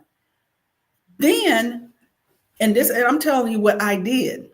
Then I said, what type of training do I need to go into this field? So I had a associate's degree in business administration. As everybody know, when people don't know what they want to go to school for, they say business administration. But guess what? It worked. I mean, it landed me into my first professional job. But I know that I wanted more than that. I wanted a career. So I went back to school. And so as I researched, I did the work, I did the research, and I saw what I really wanted to do, which is help people be employed and become a better citizen and all those things. I looked at what I did before, looked at the education I had before. I looked at the skills and abilities that I had before in the old stuff. And then I looked at what I want to do. And then I looked and said, you know what? In order to go from here to here, I'm going to need a 4-year degree. So that what I do, I went back to school and I got the 4-year degree. And so my 4-year degree is in healthcare management. Am I doing healthcare management now? No, but employers want to see that you have higher learning. Okay. They want to see that you can learn, that you can obtain information and you can grow from that information. So if you have a 4-year degree, okay, you might already have one, and it's not in what you want to do. Don't worry about that. You're worried about too much. They want to see that you can learn and grow and flourish and possibly be a leader. So make sure that you're using the transferable skills to go over to what you want to do. I don't know if you want to say something about that too. Sonia? Yeah, I was just going to say, take you spoke about transferable skills, but Also, it doesn't always require a degree. Take classes. So many of these classes, this is something that NC Works can help with.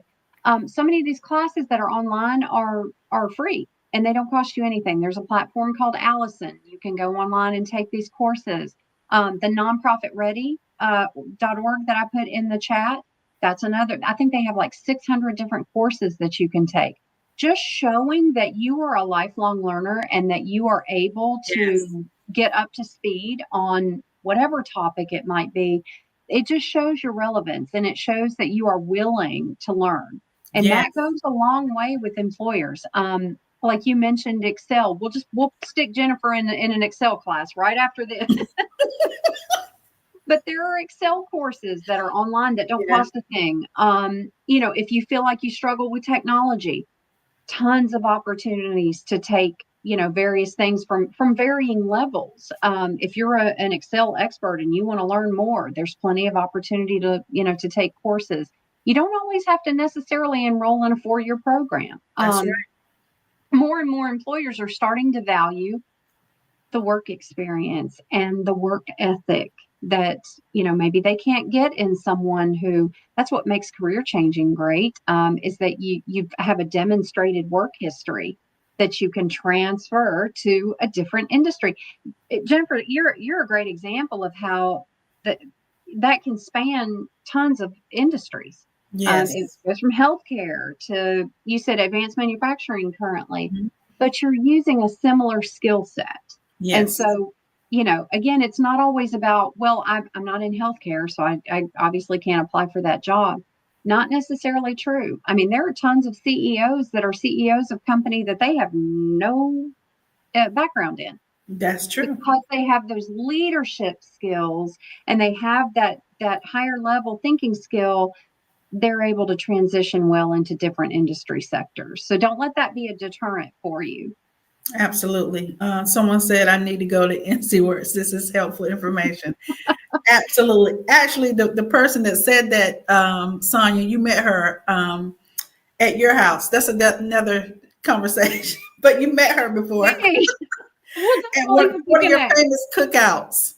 Oh, I think I know who you're talking about. Yes. And so Sonia's husband makes the best steaks you will ever taste somewhere. That is true. Anyway, that is true.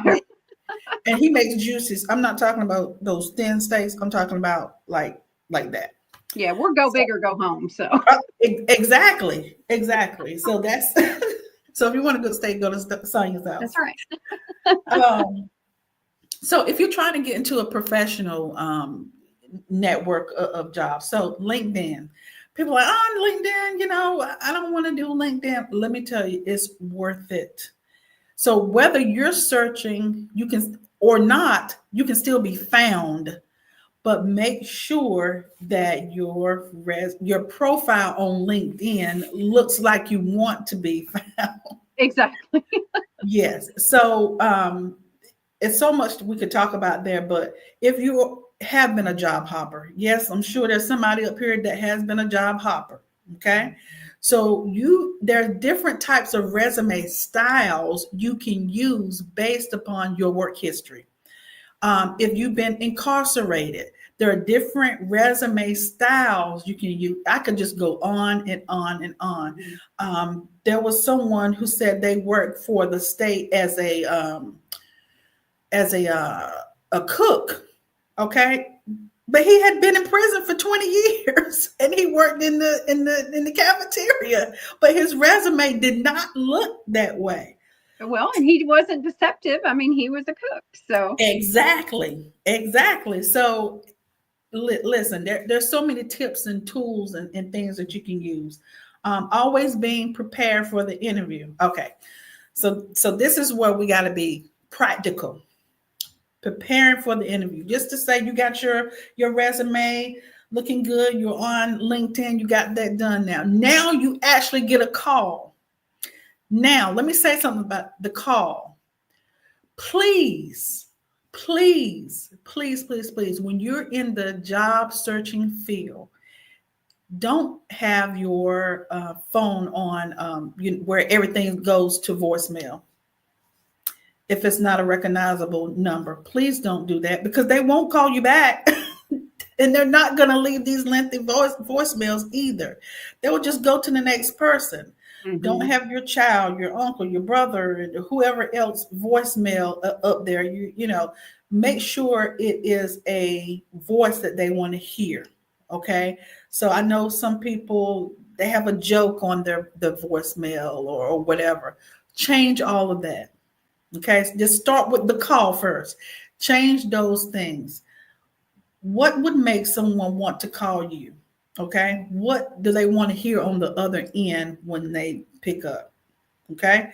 Make sure when you pick up the phone, you're at a place where you can take a call. Absolutely. Okay. So there is a function on your phone where you can hit the microphone. So if you're somewhere where there's a lot of people, just say, excuse me for one moment. Let me get to an area where I can hear you.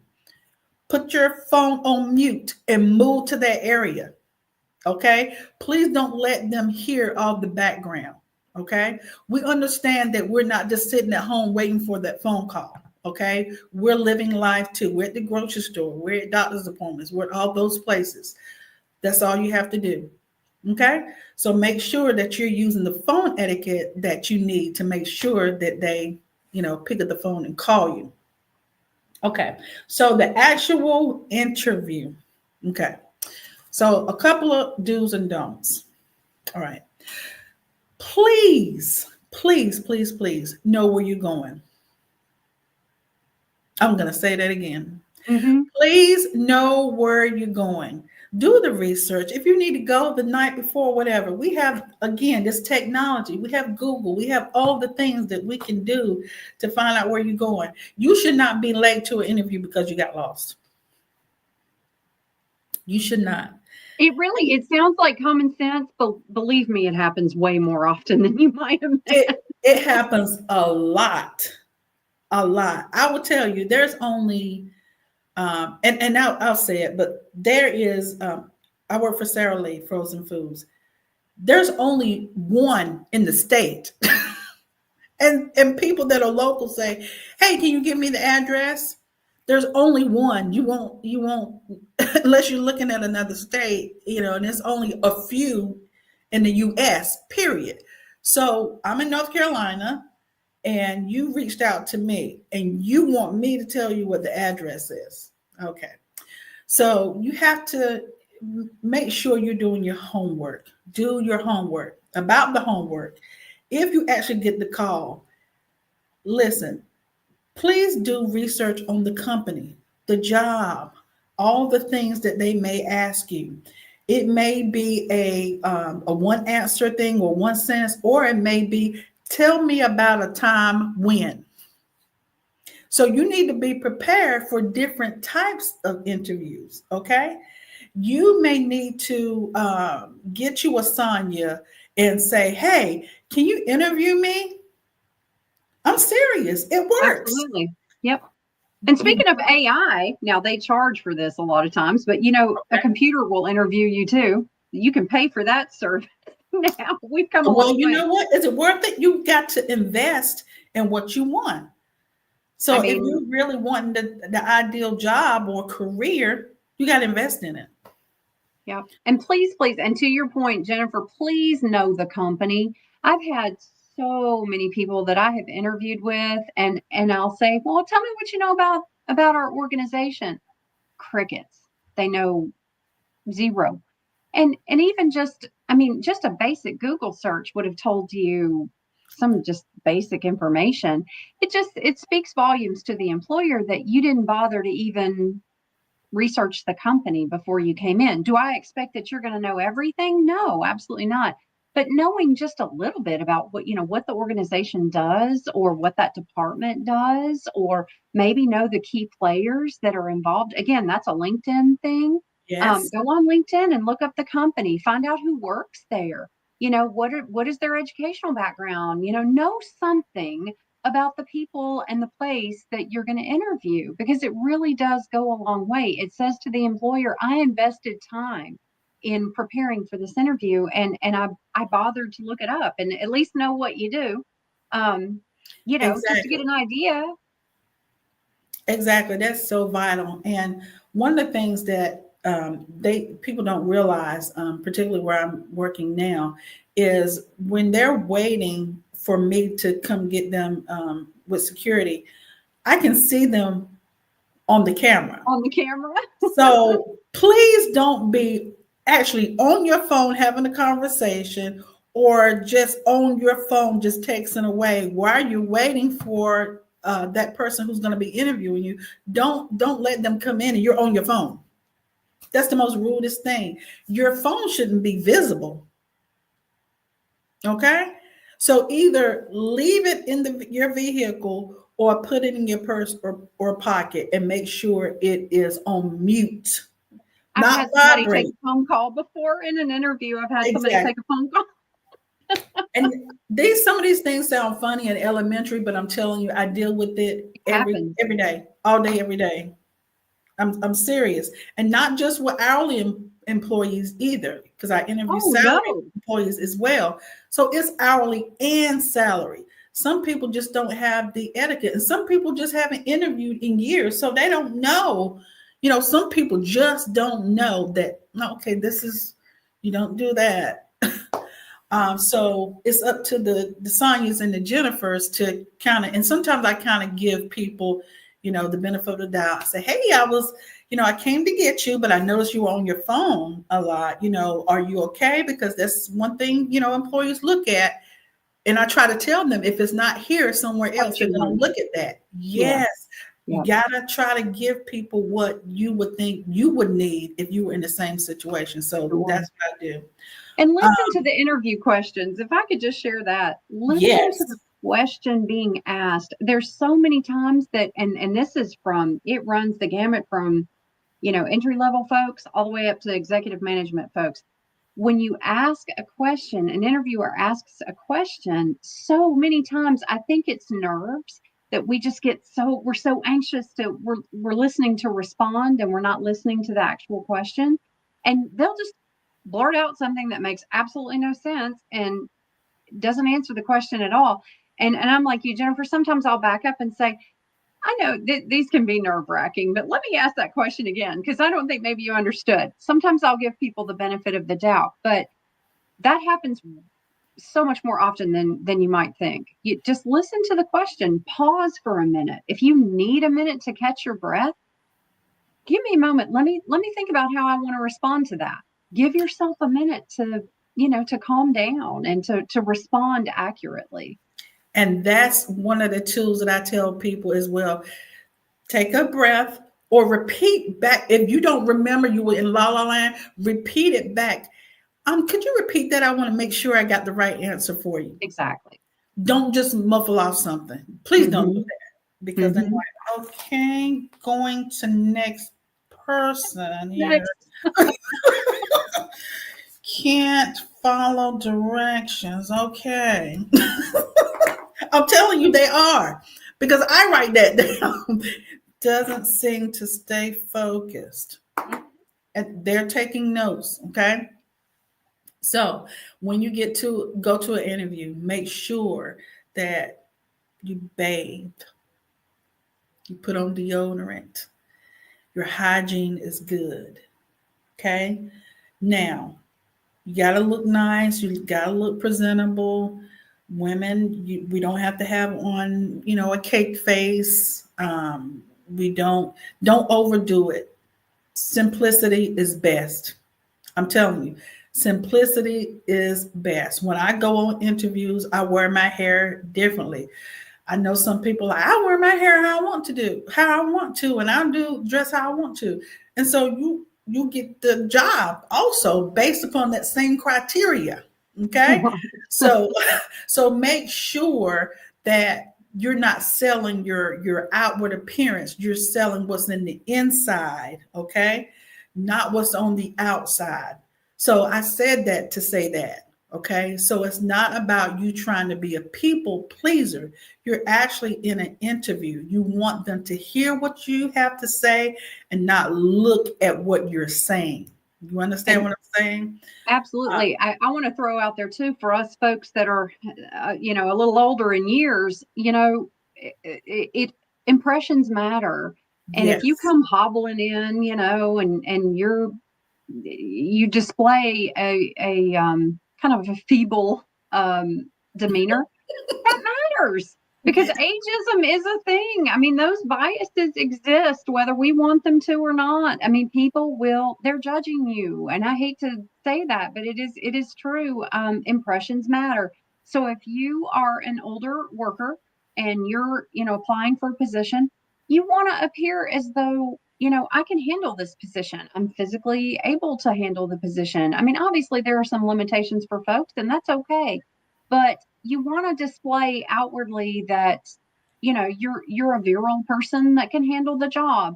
Don't give anybody a reason to have a bias, or to act on a bias that they may already have.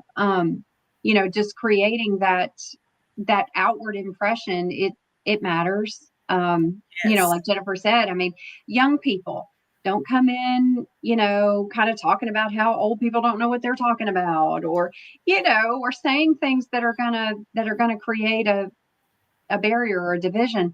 You want to try to be respectful of the person you're interviewing, and kind of know what their interests are too. I mean, I've had people come in, and sports rivalries are a thing apparently. And I had a person one time that said he went in and he interviewed with an employer who was a Duke fan.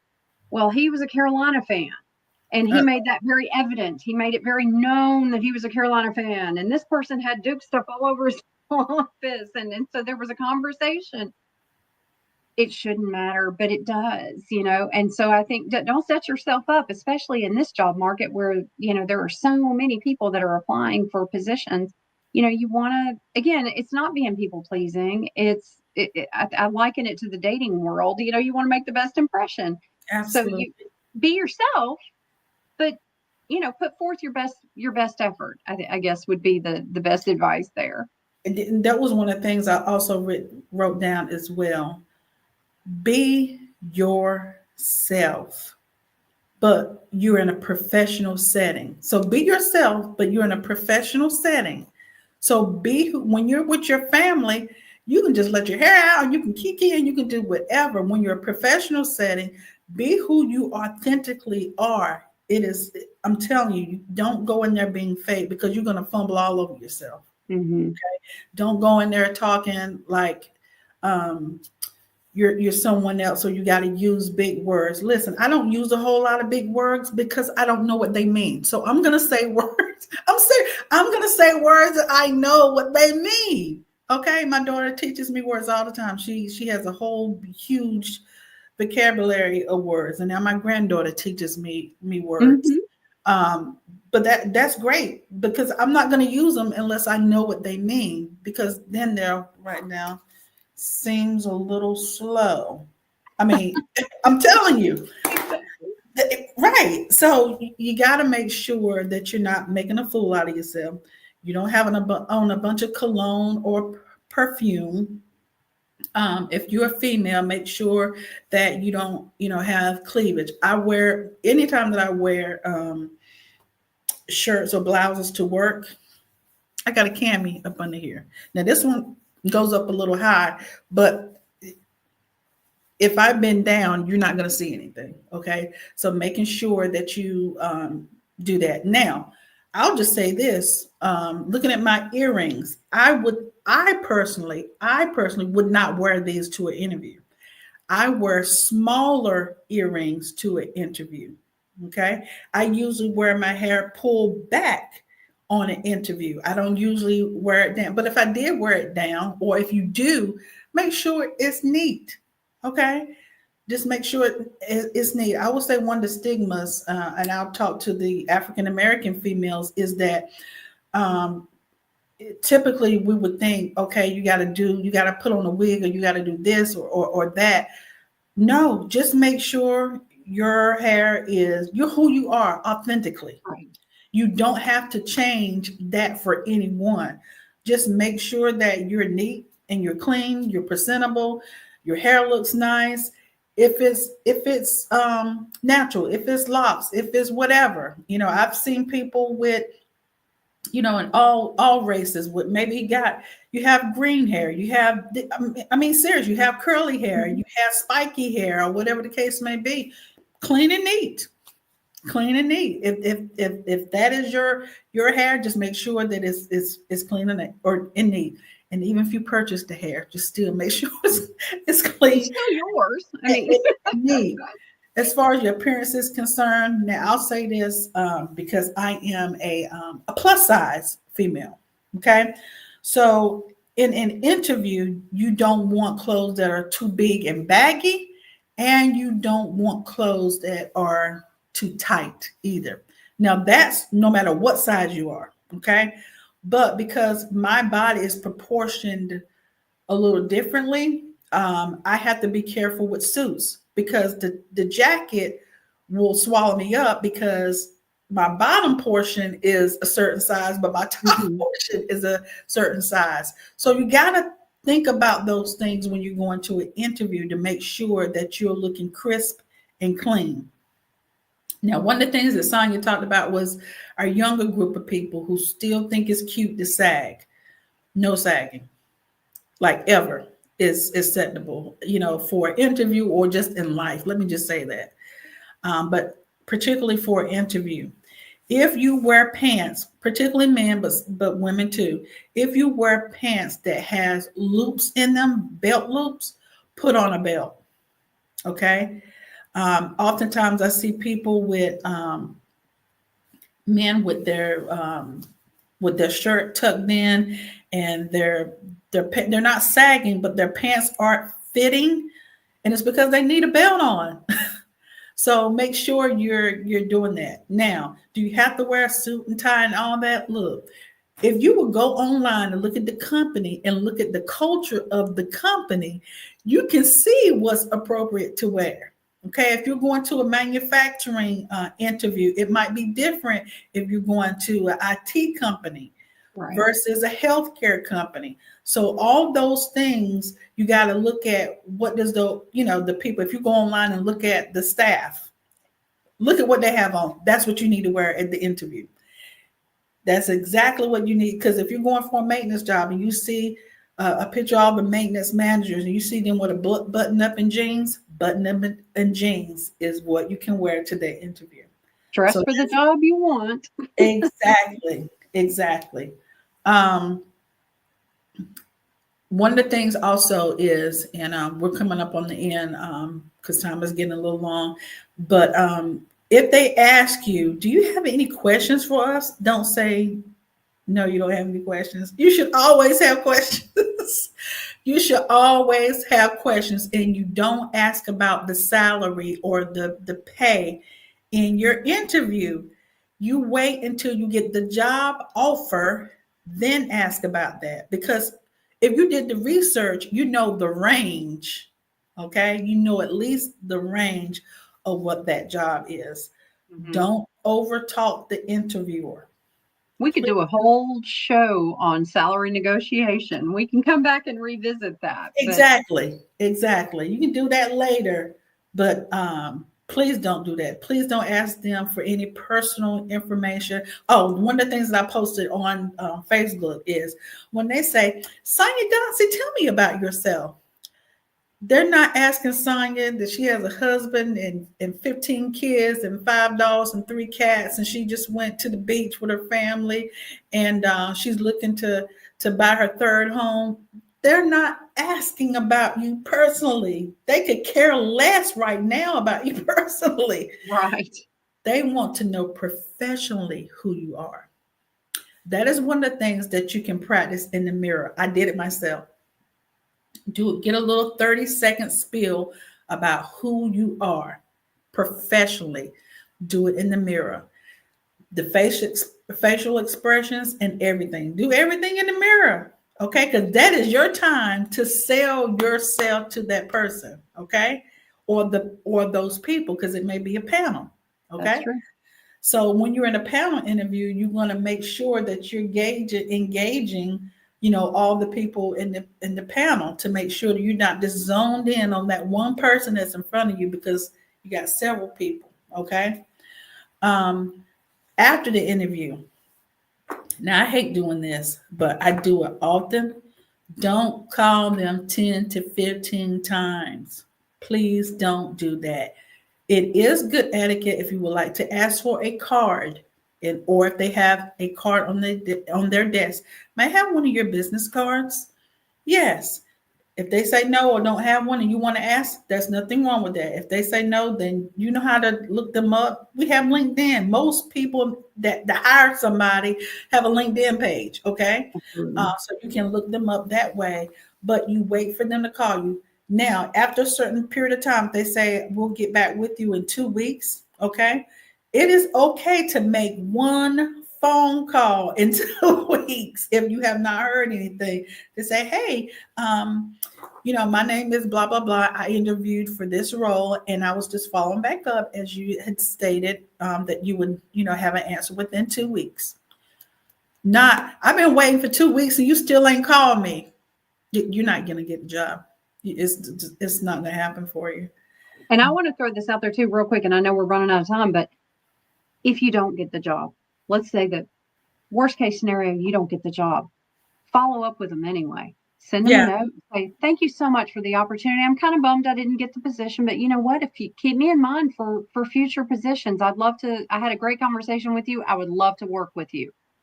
Let them know that the door is still open for you and there's no hard feelings, that there wasn't a job offer. They'll remember that. And then if you interviewed well and you're a good candidate, the next time that it comes, a position may come open, they're going to remember you. Keep yourself at the top of the list. Send them an article, maybe a few weeks down the road or something. Hey, we were having a great conversation about XYZ thing. I found this article and thought of you. Hope you're having a great day. Not overbearing, not maybe once, but allowing them to have that opportunity to call you back. Because sometimes as hiring managers, we have 4 apples in front of us and they're all great apples. There's really not a whole lot of difference between the apples, but ultimately at the end of the day, you got to pick one. You might not have been the apple that was picked, but maybe they really liked you and they would pick you next time. They don't want to have to go through all this work either. I mean, and Jennifer, I'm sure you're probably the same way. If you had a great candidate and they just maybe they just, for whatever reason, didn't get that one particular job, but they interviewed well, you had a great, rapport with them, you would call that person back, especially if they were at top of mind for you. If you sent just a follow-up, hey, just kind of sad I didn't get the job, but you know what? If you have anything at all that makes sense for me, I'd love to talk to you about it. And that's to use that same theory on LinkedIn. I oftentimes get inboxes and they will say, hey, I saw your resume. I saw your profile and I thought you might be a great fit. And if it's something I'm not interested in, I still thank them, always thank them and say, right now I'm looking for something more aligned with this salary. If anything comes to mind that you think I might be a good fit based upon the criteria I just listed, please don't hesitate to give me a call or text or whatever the case may be. It's always a thank you, always, because they don't have to call you. They really don't, but they did decide to call you or to reach out. So it's always a privilege and an honor. And then you prove yourself why, when you get in, or why they chose you. Show them the why once you get in there. Okay. So you guys, our time has grown and I'm telling you, it's been a plethora of information. And Sonia, you have enlightened me as well and given me more information about different trainings and things because I'm looking at more things that are more certificate based. Yeah. I have started my SHRM, that is one of the professional licensures for HR journalists. HR. And they have also the PHR. So those are, if there's somebody online who is wanting to get into HR, those are some of the professional certifications in the HR field. You might want to go to NC Works and ask them, hey, is there any funding for these 2 certifications? And if not, what about this? Okay. Like we said before, if there's no funding in this area, there may be funding in another area. Absolutely. What you have to do is just get there, go there, Tell them what you need, whether it's employment, training. I don't know what I need. I know I'm unemployed and I want a job in this field, or I would like to start my career in this field and I don't have training and I have childcare issues. How can you help me? They're going to help you. Trust me. And there are community resources also to help you. Son, you have been a great help tonight. You have given a lot of resources, from grants to the nonprofit information to just a plethora of information. Listen, if you were on this show, if you tuned in tonight, if you tune into the replay, there is something for everybody tonight. Whether you're looking for a job, looking for training, would like more training, would like more education, and guess what? Most of it is free. Now, some of the other things I saw there might be a little fee or something, but it's not like you got to pay a whole lot of money for it. So look into the resources, the websites that have been put up tonight. Please go to them. It's a plethora of information. We could stay up here for hours and hours because this is a huge topic to talk about, and there's a lot that you can glean from just tapping in to the knowledge base that just NC Works has. Even online, after you get your profile, what you can do to go into that's a whole segment by itself. Once you get into NC Works and get registered, and you're at home on your computer, on your phone, all the things that you can get out of being on NC Works is a lot. It's a lot. But I thank you again, Sonia, for coming on tonight. Thank you for all our guests who have come to grace us tonight. Thank you for all the questions. Love that. Thank you for the questions tonight too. I appreciate it. So as usual, I start the show out in a scripture or prayer, and then I'm going to just leave in a prayer. Thank you again. Our next show is going to be in 2 weeks. The show is every 2 weeks, but on the Monday, 7 p.m. So it'll be 2 weeks from tonight, always at 7 p.m. Technical issues tonight. I apologize for that. But 7 p.m. If there's any technical issues, I usually will try to post something. But if you get on at 7 o'clock and you don't see things rolling, just be a little patient for a couple minutes. I trust me, it's going to come up. It's going to come up. Okay.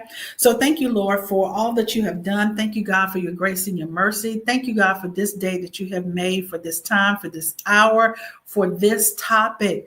What are you working with? We have given tools and resources and all types of information that will help your people on tonight, God. We just ask you, God, that you would bless each household that has been represented on tonight.